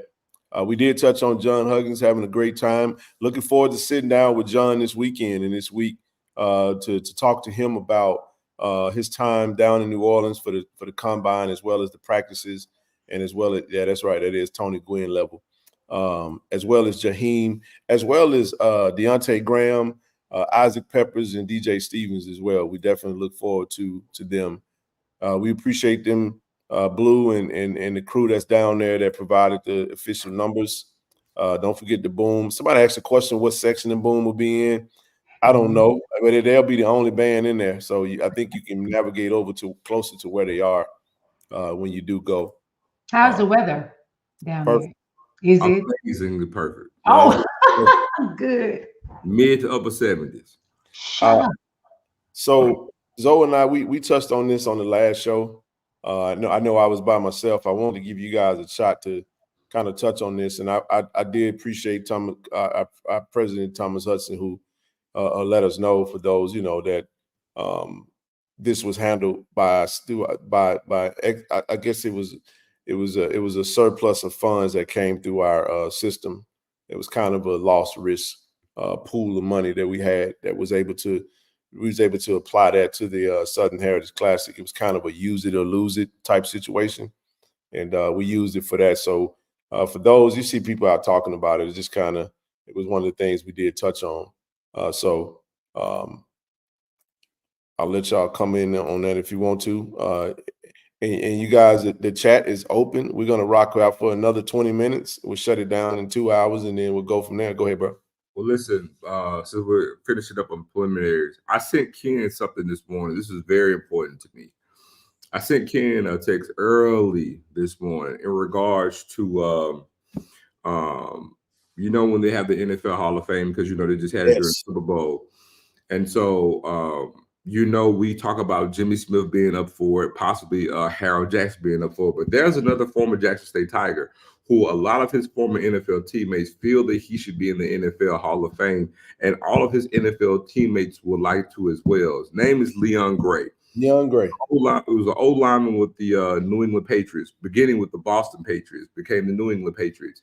And at the time, the only thing that's being used against him would be that he didn't make an all-decade team. Yep. But he and the lineman, who is John Hanna, who is in the NFL Hall of Fame, who played beside him, even he states that he's one of the best guards that's ever played in the game, and he deservedly so needs to be in the NFL Hall of Fame. And that tandem is widely considered the second best tandem in all of football, only behind Art Shell and Gene Upshaw, who just so happen to both be in the NFL Hall of Fame. So out of the four linemen, the only one who is not in the NFL Hall of Fame is Leon Gray, former JSU Tiger. And like I said, I sent Ken an article in the actual article in the chat, so everybody could tap that link and actually pull up that article. I don't know if you can post the video, but John Hanna actually there's video of John Hanna after he got into the NFL Hall of Fame, championing his teammate Leon Gray for him to be included into the NFL Hall of Fame. And I brought that up because he has to go the route of the senior vote. And so I'm telling you guys now, Jimmy Smith, Harold Jackson, and Leon Gray, we have the ability, along with some sports writers, to actually get that thing some motion to get it happening, because we in Jackson State and Jackson State alone could potentially have 7 NFL Hall of Famers. And that's blowing everybody away when you talk about from an FCS standpoint as well as an HBCU standpoint. And all three deserve to be in, and that separates us. What about Willie Richardson? Well, the Richardson kid too. The only thing that's gonna hurt him is gonna be, touchdowns. You know what I'm saying? Like some of his stats. But again, he still has to go in the same way, and that's through the senior vote. And let me explain it to some of you people. So whenever guys come in, there's a window for players to get into the NFL Hall of Fame. I think it's either 10, I think it's 10 seasons. If you don't get in after 10 seasons, after you retire, you automatically, the only way you can get in is through the senior vote. I'm trying to think which player was it this year that got in. And they're going to always have one player every year, but sometimes they may get two, sometimes they do three. And that's the only way they can get in. So like right now, Jimmy Smith can only get in on the senior vote. The only way Harold Jackson get in, because he played in the 60s and 70s, is on the senior vote. That's how what's Dr. Doom. Dr. Doom got in on the senior vote. Only Walter Payton, Lem Barney, and Jackie Slater even got in on the senior vote. Only Walter Payton and Lem Barney got in by voting among their, the peers and the writers. So I didn't mean to be long-winded, but I wanted to put that out there. So next season, all of the I Love family, we have the ability to start from a grassroots, start a campaign. And we talked about this last year when Ken flew on the plane with Harold Jackson. Harold Jackson belongs in the NFL Hall of Fame. Harold Jackson has more receiving yards than playmaker Michael Irvin. He has more yards than Jimmy Smith and Michael Irvin. Yes. So, Zoe, will you guys show us how to start the campaign? Will we get to that point? Will we know how to do that? Yeah, we really need the university needs to make a push as well. Okay. Definitely got to get jump in there. And look, I'll tell you what, and from homecoming, I actually connected with Jim Trotter. So that's one writer that we can connect with that could actually assist us with that as well. Well, once we get it going, we'll do what we have to do to get it on. That's for sure. Zoe, can you expound on this significance of Hall of Fame induction of players? The certificate on induction, I mean, it's just another stamp on the type of program that we have. Sure. And again, it's just a matter of giving everybody their just due into football heaven. You talk about Jimmy Smith, especially when him, having a late start to his career, for him to put the numbers that he put up, he deserves to be in there. You talk about Leon Gray, and it's difficult for old linemen because, again, at that time frame, they don't have any stats. They didn't start accumulating pancakes until, the mid to late 90s. So old linemen don't have stats. You know what I'm saying? So it's difficult for them to get in, right? It's mostly football writers, but it's very important for all of them to get in because, again, just think about that right now. You can sit there and say, I Love Jackson State University has 7 NFL Hall of Famers from JSU. I just love to hear you talk about football. You light up so much, Zoe. I'm over here just smiling because you just know everything about football. TD XU19 girls and boys going to the big. Oh, shout out to BJ, man. Congrats to my former teammate, BJ Townsend. I got them boo.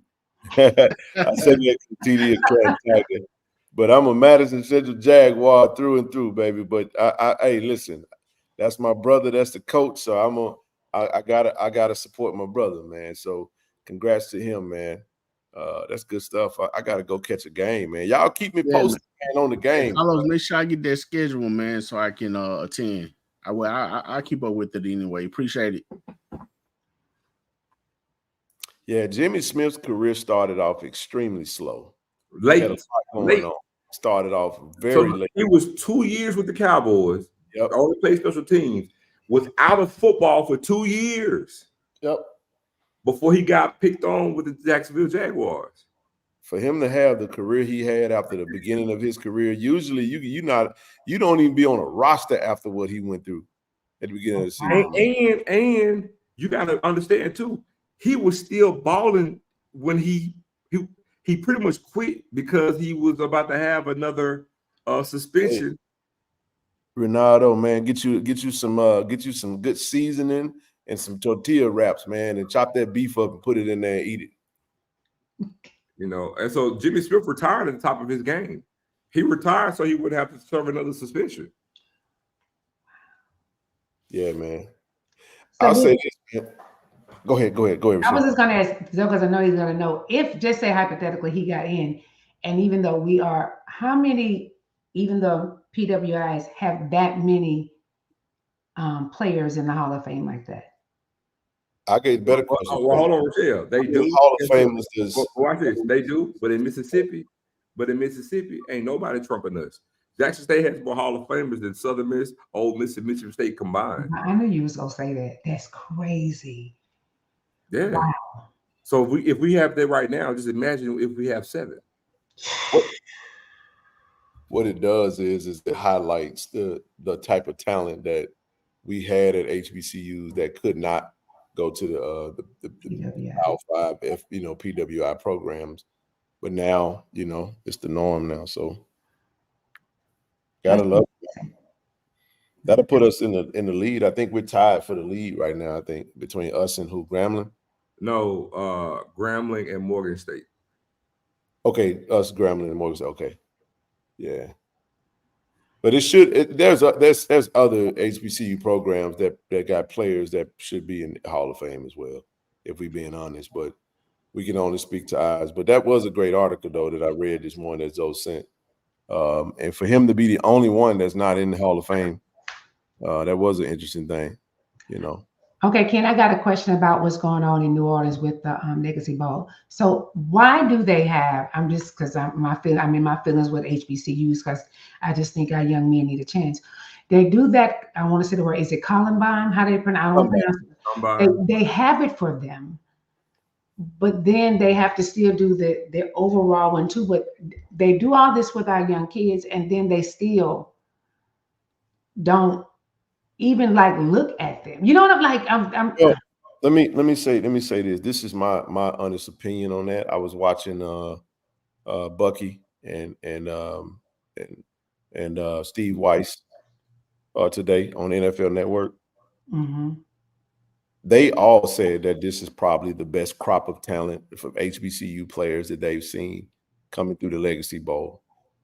They wanted players at the Legacy Bowl that could potentially go to the NFL. Yep.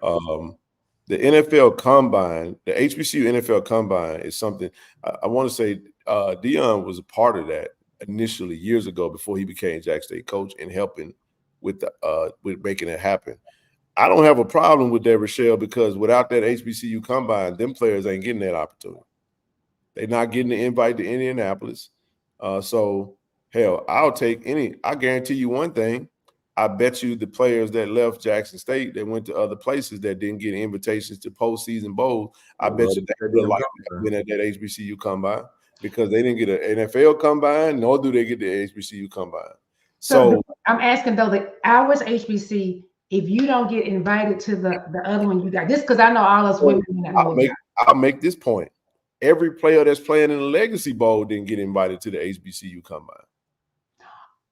Oh, so that's why I'm asking these questions. There were only a certain amount of players that got there early. DJ, Jaheim, John of our 5 got there a day early, and then they participated. But Deontay and Isaac didn't get that invitation. Now they will play in the game, and they will have the pro day to try to get an NFL team to take a look at them. But man, these teams have been scouting our players since the beginning of the season, and trust me.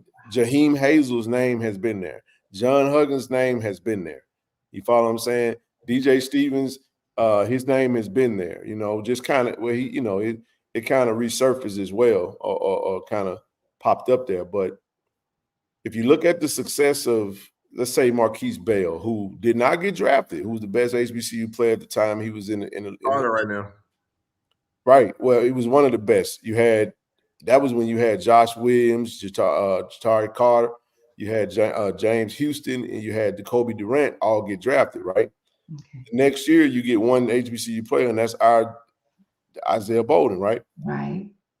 But if you look at them players are playing, they're playing well. They actually, but if you look at, Xavier Smith, he played in the HBCU Legacy Bowl last year, got on the roster with the Rams. Now, my question, not my question, but my statement is this right here. Marquise Bell just won the HBCU Player of the Year award for the NFL award show. He did not get drafted. He was an undrafted free agent He's a starter. And Linebacker he's for the starting linebacker for the Cowboys. So my point is that is the very similar thing that I think It's working. John Huggins does not get drafted. John Huggins could absolutely find himself on a roster and actually playing really good minutes because of his. When you're watching the NFL Network and they're saying this is a player that a lot of scouts are here to see, that'll tell you everything you need to know. Now, my point is, I don't see it as a bad thing because if he's not in Indianapolis, all of that gets lost. So that's what I'm saying. They do get the invitation to Indianapolis? No, it's separate. Okay. It's an extra thing. So let me do this for you. There are some people that are from the PWI space that don't like the fact that there's an HBCU combine. Because they're like, well, shit, man, why they getting it? You see what I'm saying? Because there's all these players that played for all these PWI programs. If they don't get an NFL combine invite, they like HBCU players get a special combine. Got it.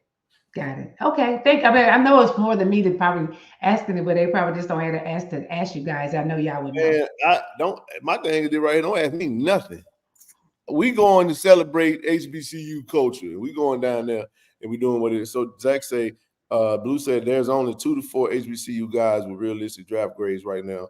Most will be undrafted free agent, but that's better than a lot of guys, so they pick their spot. That's true. Okay. At this point, I think a lot of HBCU guys should just take that undrafted free agent route, whether you get drafted or not. It is what it is. Okay. You know. Thank y'all for explaining it to us. But let me say this too: that HBCU combine and what four players have a draft grade? List those 4 players for me. So the one thing that the Legacy Bowl does help guarantee, this might be minuscule to some people, is the fact that it's going to open some eyes for some players to become undrafted free agents. Some guys right now don't have anything, and they're going to play themselves into being an undrafted free agent.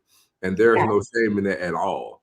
Because no, I got it. I'm glad we have it. You have so many guys you're looking for an opportunity, and you get that. And you can play your way into an opportunity. And that's all you want to do is control your own destiny. Got it. If you can play your way into an undrafted free agent contract and then, hey, make a roster. Once you make that roster, you can go from there. Go from there. Thank y'all. You're welcome. And when are y'all leaving tomorrow morning? Man, we out this thing 7 a.m. Okay, we're going to be praying God's traveling grace on y'all and have a good time and get good information. Get good pictures. Can't wait to see y'all videos and showing us what y'all do. Can't wait to get to one of them Louisiana restaurants to eat. Y'all ate good last year, did you? But man, we gonna be eating compliments of Chateau Chateau/Chef Ray Ray, and now I'm looking forward to it. Hey, hold on, what it say in the Bible? If I can't say a word, I just. Wait, then last year y'all had the bugs. Wasn't it the bugs last year when y'all did the live in the backyard? Was that there? Well, that was at Raymond's house. That was Southern game. That was a little different though. I know, I'm just saying the bugs. So make sure. That was Southern game. Yeah, we ain't doing that no more. That was funny. We gonna do that again, but trying to sit down on the camera and do all that I'm good on that. That was hilarious. That dog kid, man. The Legacy Bowl is getting bigger and better. Hey, man, I'm excited to see. So Cab and them got a bus coming down there, don't it? I think Tim does. I know, yeah, Tim definitely does. Wow. I think Calvin, they're going to Alcorn. That's right. Natty's going to Alcorn. That's right. I'm not sure if Tim Cornelius is his bus still going down there or not. If he, Tim, you out there, man, put it in your information out there. Okay. So yeah, this is about right. So Mikey Victor was at the East West Shrine Bowl. So was Sundiata. Willie Drew. Okay. That's what's up. D2. Dankwa. Good deal. As a late round, guys. Good deal. I expect to see. Okay, let's see. Priority free agents are getting $200K plus bonuses like Miller and Land. Amen. I just thought about I can get you a good Wednesday speaker. I'll text you offline. Oh, I'm already on your neck about that. I need you. I just thought about it when I saw that. I need you. I need you. Find out what Wednesday work. We ain't gonna say Okay. that. I'm on you. Yeah. Yeah. Need that. Needs that. Yes. Okay, I would definitely. Oh my God, I forgot. We need that. Absolutely. That's gonna Okay. be that would be crazy, actually. That Yeah. would be crazy. I'm looking forward to that. Okay. I will ask him what Wednesday he got free.